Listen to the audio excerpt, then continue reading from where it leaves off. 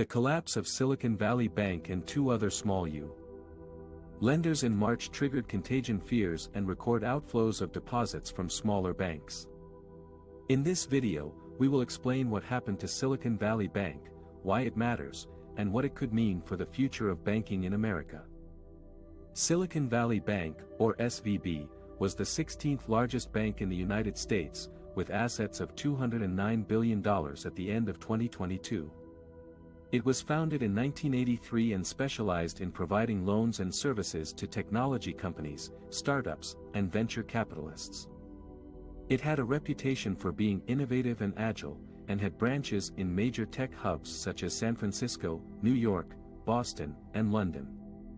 But on March 10, 2023, SVB was shut down by federal regulators, who said the bank was insolvent and posed a risk to the financial system.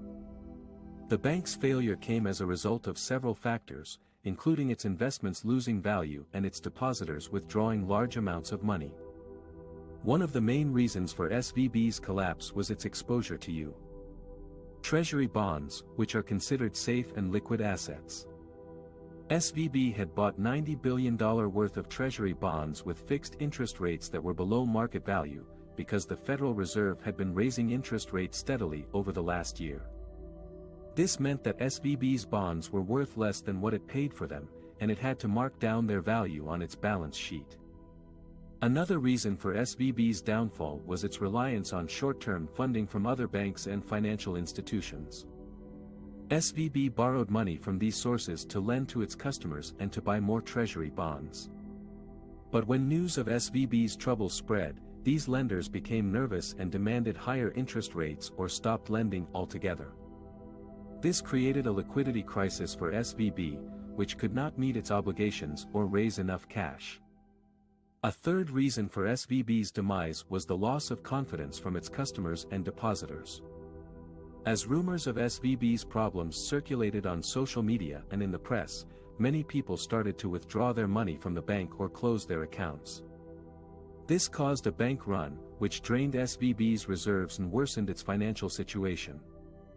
The failure of SVB had a ripple effect on other smaller banks in the U.S., especially those that also had large holdings of Treasury bonds or relied on short-term funding.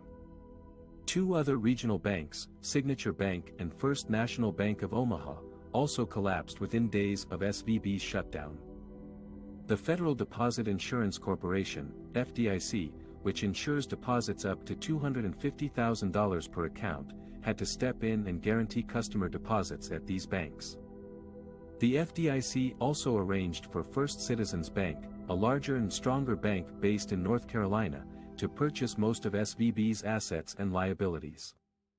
The collapse of SVB and the other two banks sparked a panic in global financial markets, as investors feared that more banks could fail or that there could be a systemic crisis like the one in 2008.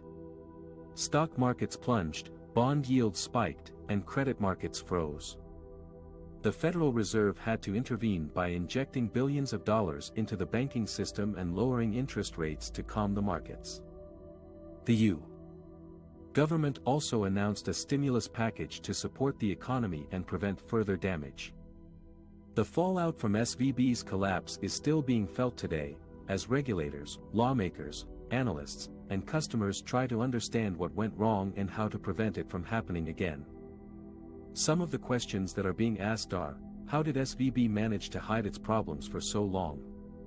Why did regulators fail to detect or stop SVB's risky behavior? How can banks be more transparent and accountable about their financial health? How can depositors be more informed and protected about their bank's stability? How can social media influence or amplify bank runs? How can the banking system be more resilient and diversified?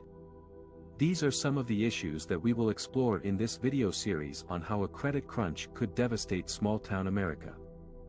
Stay tuned for more insights from David Roche, a renowned economist and author who has been warning about the dangers of banking fragility for years. The deposit outflows from small and mid-sized regional lenders were redirected to Wall Street giants, creating a liquidity imbalance in the banking sector. What does this mean? It means that the big banks had more money than they needed, while the smaller banks had less money than they required. This made it harder for the smaller banks to lend to their customers, especially in rural areas where they are the main source of credit. As a result, many small businesses and households faced a credit crunch, meaning they could not borrow enough money to finance their operations or consumption. This reduced their income and spending, which in turn hurt the local economy and employment. The credit crunch also increased the risk of default and bankruptcy for the smaller banks, as they struggled to meet their obligations and maintain their solvency. This could have a devastating impact on small-town America, where these banks play a vital role in supporting the community and providing financial services.